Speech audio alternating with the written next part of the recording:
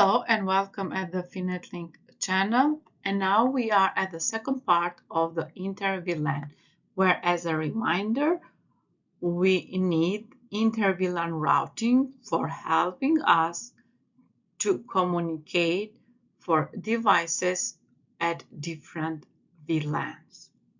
And as at the first part, we described options for configuring Inter-VLAN routing, and we even configure router on a stick for Inter-VLAN routing. And today we will be able to configure Inter-VLAN routing by using the layer 3 switching, and then we will do some troubleshooting for the common Inter-VLAN configuration issues. So, modern enterprise networks rarely use router on a stick because it does not scale easily to meet requirements. In these very large networks, network administrators use layer 3 switches to configure Inter-VLAN routing. Inter-VLAN routing using the router on a stick method is simple to implement for small to medium-sized organizations. However, at the large enterprise require a faster, much more scalable method to provide Inter-VLAN routing. Enterprise campus LANs use layer 3 switch to provide Inter-VLAN routing, where layer 3 switches use hardware-based switching to achieve higher packet processing rates than routers. Layer 3 switches are also commonly implemented in enterprise distribution layer wiring closets. Capabilities of layer 3 switch include the ability to do the route from one VLAN to another using multiplex switch virtual interfaces, and they can even convert a layer 2 switch port to a layer 3 interface. A routed port is similar to a physical interface on a Cisco IOS router. And remember that to provide Inter-VLAN routing, layer 3 switches use switched virtual interfaces, where these are configured using the same interface VLAN followed by the VLAN ID command used to create the management switch virtual interface on a layer 2 switch. And a layer 3 switch virtual interface must be created for each of the routable VLANs. So for doing the configuration at the layer 3 switch for Inter-VLAN routing, we will have a scenario.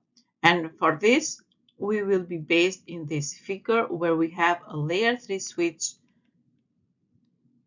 named as D1, which is connected to two hosts on different VLANs. PC1 is in VLAN 10 and the PC2 is in VLAN 20 as it is shown here. The layer 3 switch will provide Inter-VLAN routing services to these two hosts. And here it is listed the table that shows the IP address for each VLAN.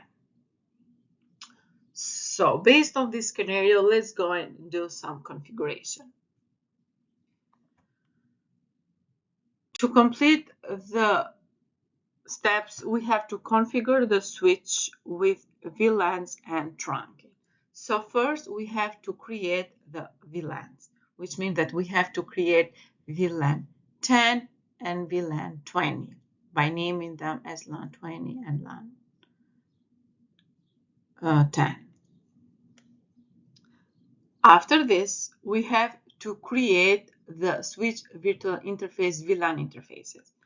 By configuring this for VLAN 10 and 20, we need to add the IP address that are configured here in these interfaces, and they will serve as the default gateway to host in respective VLANs.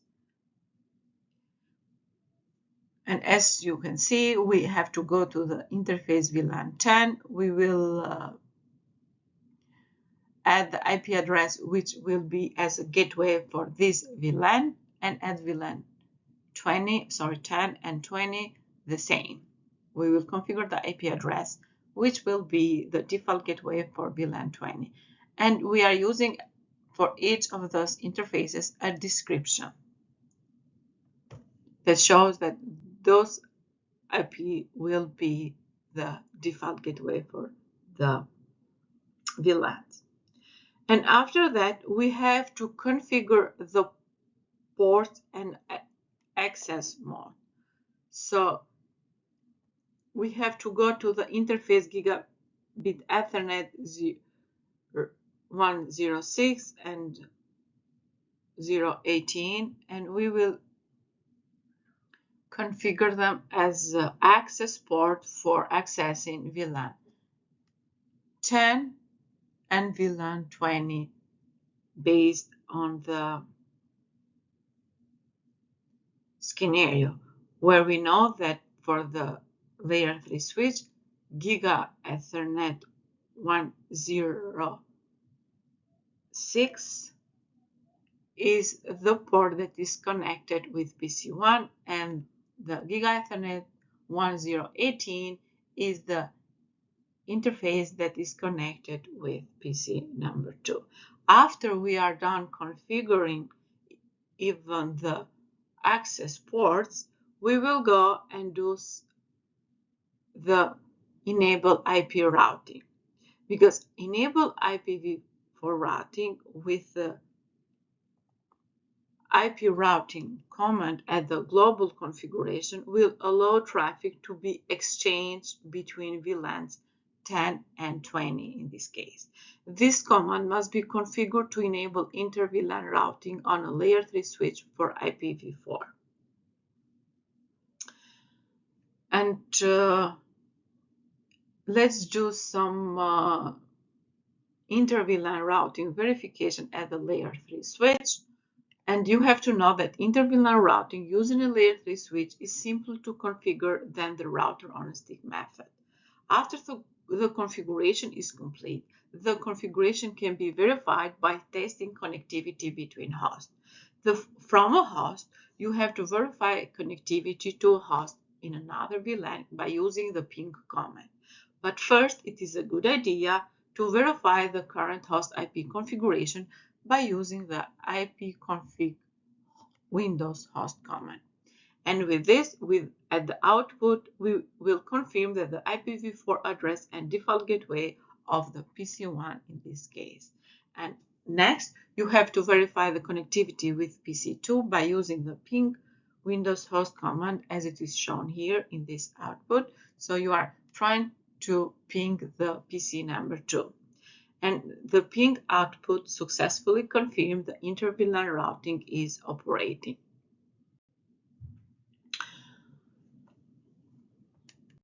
If VLANs are able to be reachable by other layer 3 devices, then you must be advertised using static or dynamic routing. To enable routing on a layer 3 switch, a routed port must be configured. A routed port is created on a layer 3 switch by disabling the switch port feature on layer 2 port that is connected to another layer 3 device. Specifically, configuring the no switch port interface configuration command on a layer 2 port converts it into a layer 3 switch interface. Then the interface can be configured with an IPv4 configuration to connect to a router or another layer 3 switch.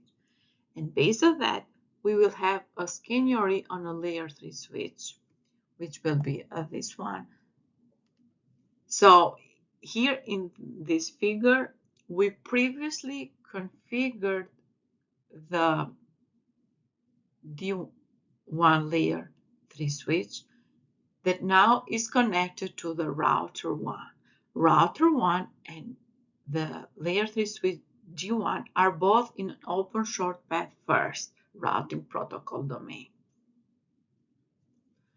Assume that Inter-VLAN has been successfully implemented on the layer 3 switch D1. Then the Giga Ethernet 0/1 0/1, sorry, this interface of the router 1 has also been configured and enabled. Additionally, router 1 is using Open Short Path First to advertise its two networks. 10.10.10.0/24 and 10.20.20.0/24. So based on that, let's do some routing configuration on a layer 3 switch. So first of all, we have to configure the routed port, which means that you have to go and configure Giga 0/0/1 to be a routed port by assigning it an IPv4 address and enable it. So in this case, by the global configuration, you have to enter at the interface mode and then add a description which will be a routed port link to the router 1. And as we said, we have to use the no switch port, and by this just give the IP address and no shutdown. And remember that with the no switch port interface now will convert layer 2 port into a layer 3 interface. And then the second step is that you have to enable a routing, which means that you have to ensure that the IPv4 routing is enabled with the IP routing global configuration command. The next step is to configure routing, which means that now you have to configure the Open Short Path First routing protocol to advertise the VLAN 10 and VLAN 20 networks along with a network that is connected to the router 1. So you are configuring the Open Short Path First routing protocol. At the global configuration mode, you have to enter the router Open Short Path First 10, and then you will advertise the network 10 and 20.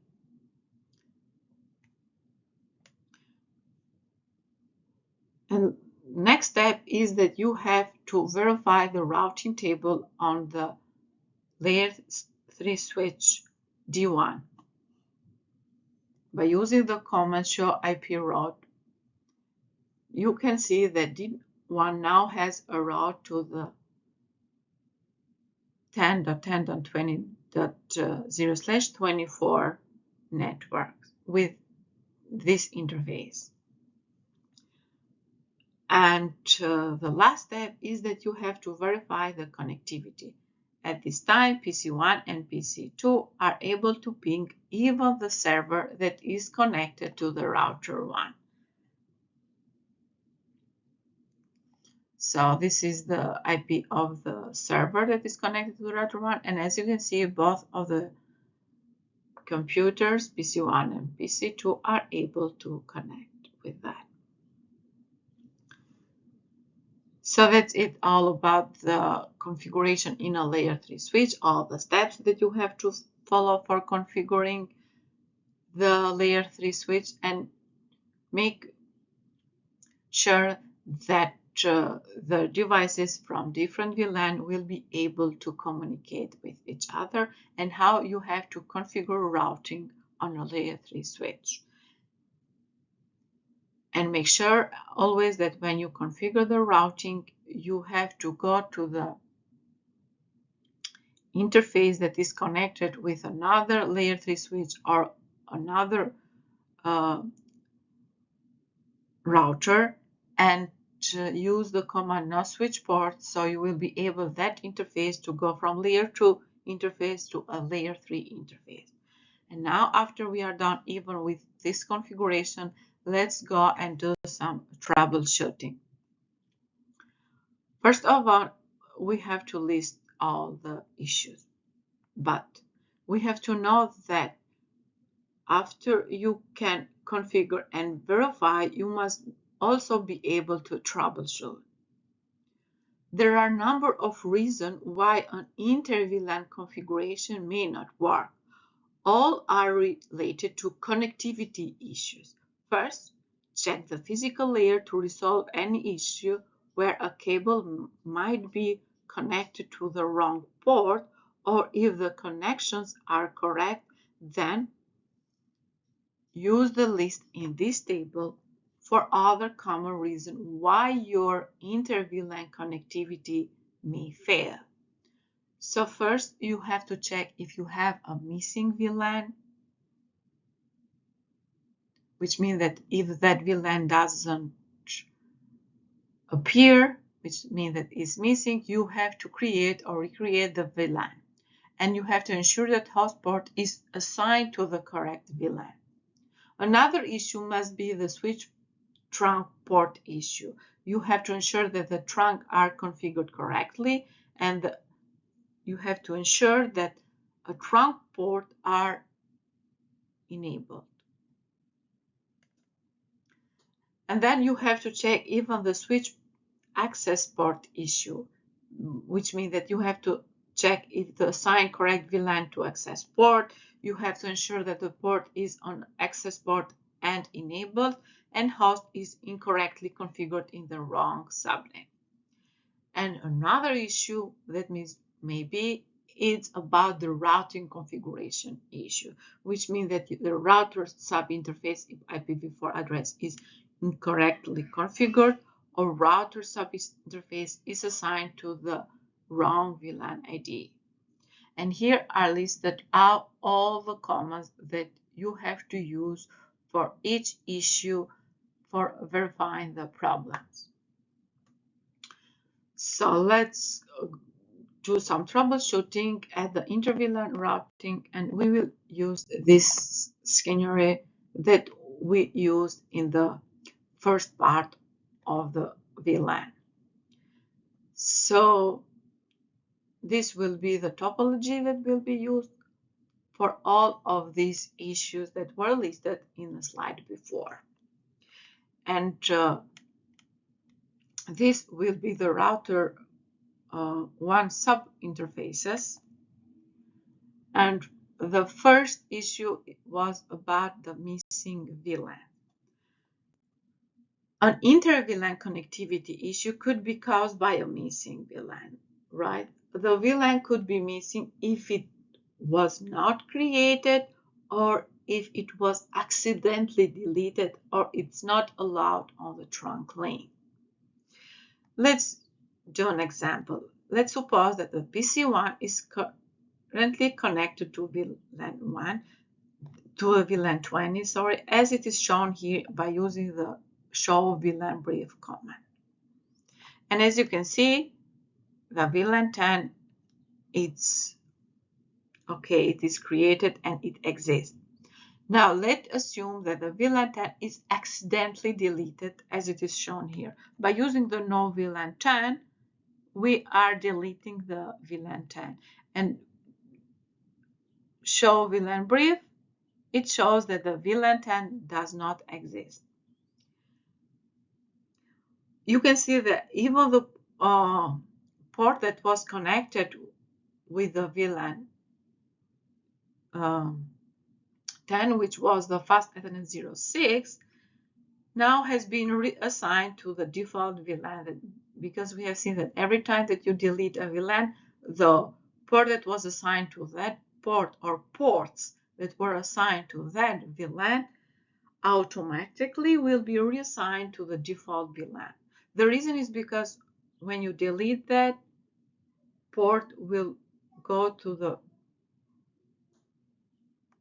first VLAN that were in the default VLAN. And they will remain assigned with the default VLAN after you assign them to a new VLAN or recreate the missing VLAN. By using the show interface followed with interface ID switch port, you can verify the VLAN membership. And as you can see,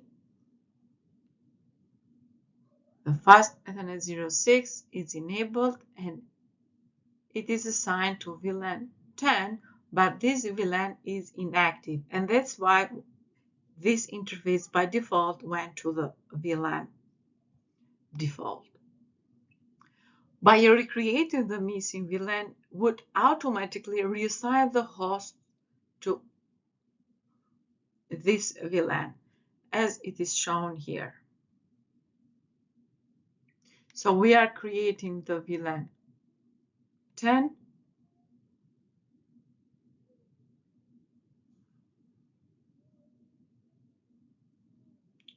And after you created the VLAN 10, you can see that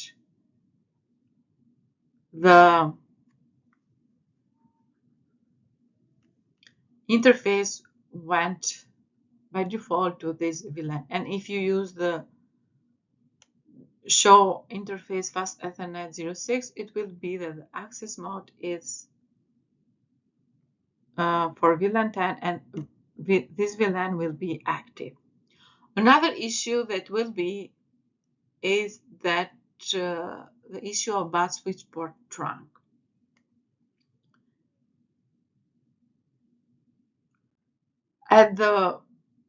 This will include misconfigured switch port. In a legacy Inter-VLAN solution, this could be caused when the connection router port is not assigned to the correct VLAN. However, with a router on a stick solution, the most common issue is a misconfigured trunk. For example, in this scenario, let's assume that PC1 was able to connect to host in other VLAN until recently. A quick look at maintenance logs revealed that the switch 1, layer 2, was recently accessed for routine maintenance. Therefore, you suspect that the problem may be related to that switch. So, if you use the show interface trunk on the switch 1 to verify the connectivity port with the router 1, it's correctly configured as a trunk link using this command, as it is shown here. Therefore, the fast Ethernet 05 port connecting to the router 1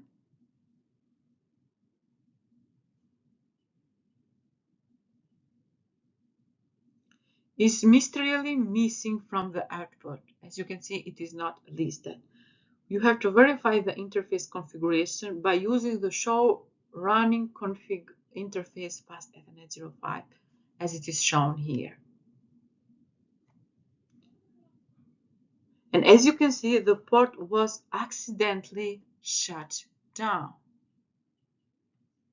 To correct the problem, you have to re-enable the port and verify the trunking status as it is shown here. So you have to enter at the interface, use the command not shut down, which means that you are turning that up as it's in change status to up, and thereby do the show interface trunk.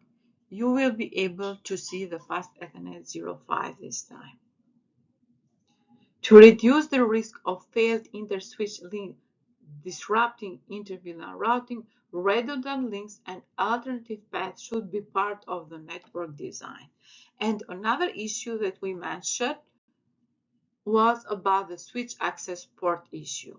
When a problem is suspected with a switch access port configuration, you have to use verification command to examine the configuration and identify the problem.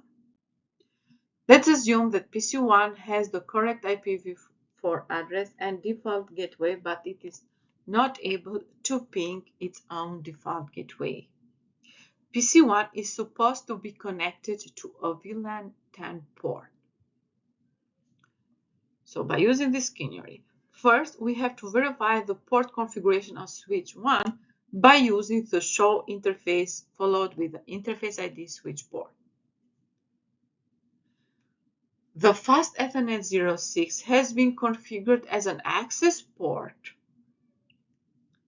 as indicated by the static access. However, it appears that it has not been configured to be at the VLAN 10, which means that the access node VLAN is 1, the default VLAN. You have to verify the configuration of this interface. So what you have to do is, by using the show running config interface faster than 06,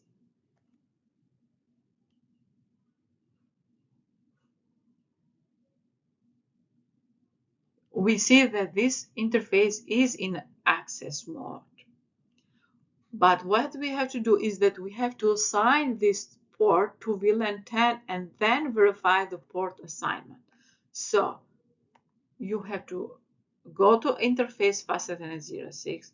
You have to say that this port is in a mode access, but it has to access the VLAN 10. And by using now the show interface fast Ethernet 06 switch port as here, you can see now that it's able to access the VLAN 10.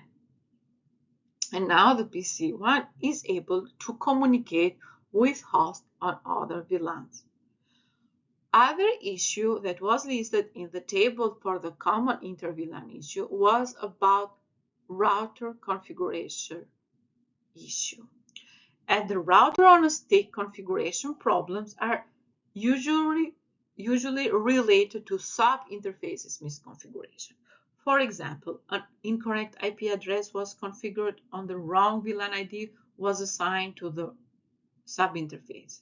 So by being to the same scenario, let's assume that router 1 should be providing inter-VLAN routing for users in VLAN 10 and VLAN 20 and VLAN 99. However, users in VLAN 10 cannot reach any other VLAN. So it means that these hosts in this VLAN are not able to communicate with other hosts in other VLANs. You verify the switch trunk link and all appears to be in order. What you have to do is that you have to verify the sub-interface's status at the router by using the command show IP interface brief. And as you can see, the sub-interfaces has been assigned the correct IPv4 address and they are operational, so they are okay. The next step is that you have to verify which VLAN is for each sub-interface and its own. To do so, you have to use the show interface command, which is useful, but it generates a great deal of additional unrequired output. This command can be reduced by using the iOS command filter as it is shown here. So it means that you have to use the show interface that will include only giga interfaces that are assigned as with sub interfaces. This symbol, along with some selected keyword, which in this case is include, is used to identify that only lines operating the letter gig or 802.1q will be displayed because of the way the show interface output is naturally listed. Using these filters produce a condensed list of interfaces of their assigned VLAN. You can see that the interface giga 0/0/1.10 has been incorrectly assigned to VLAN 100.